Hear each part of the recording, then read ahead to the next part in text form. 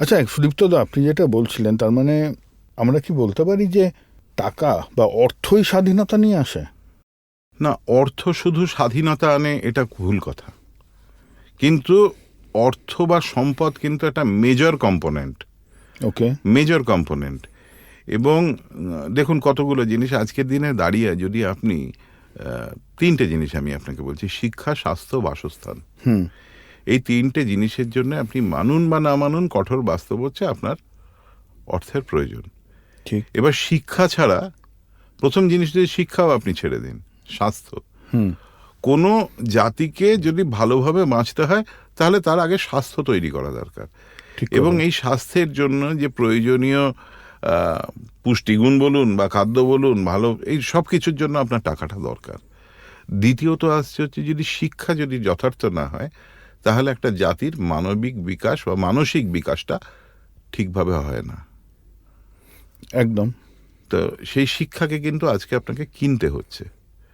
হ্যাঁ, ঠিকই বলেছেন। নারী পুরুষ নির্বিশেষে আপনাকে কিনতে হচ্ছে। আর মাথার ওপরের ছাদ, এটা তো বাদই দিলাম, এটার বিষয়ে আপনি ভালোভাবেই জানেন।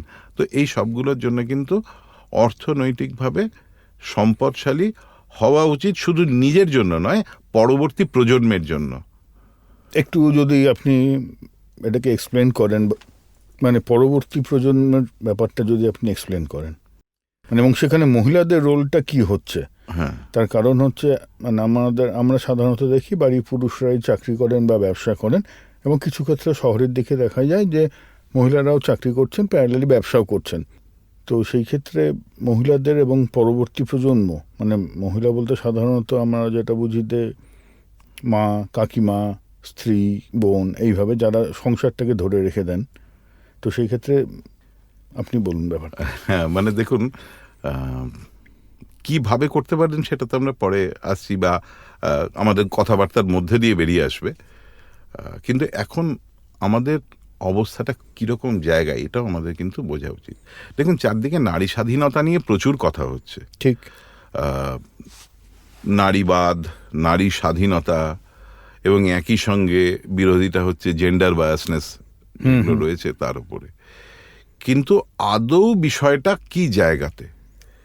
আদৌ বিষয়টা দেখুন, আমাদের ভারতবর্ষের যদি সামগ্রিক চিত্রটা আপনি যদি দেখেন, আমার আপনার বাড়ি থেকে আরম্ভ করে পাড়া, শহর, দেশ, পুরো জায়গাতে, তাহলে সেখানে একটা জিনিস দেখতে পাবেন, যে সেই রবি ঠাকুরের কথায় বলতে হয় যে প্রচ্ছন্নভাবে হলেও নারীকে আপন ভাগ্য জিনিবার কেহ নাহি দিবে অধিকার।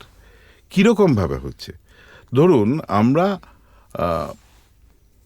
বিভিন্ন ক্ষেত্রে মেয়েরা চাকরি করছেন, আমরা দেখছি, কিন্তু সেই চাকরির সঙ্গে তাকে সংসারটাও সামলাতে হচ্ছে।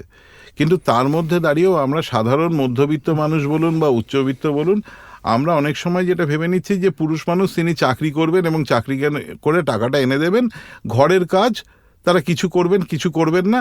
এটা একটা যদিও এখন পরিবর্তনের মধ্যে দিয়ে যাচ্ছে, কিন্তু এটা মেয়েদের কাজ, এটা ছেলেদের কাজ, বা এই কাজটা মেয়েরা করতে পারবে না, এটা ছেলেরাই করতে পারবে, এরকম ধারণাগুলোর মধ্যে কিন্তু আমরা এখনো বসে আছি।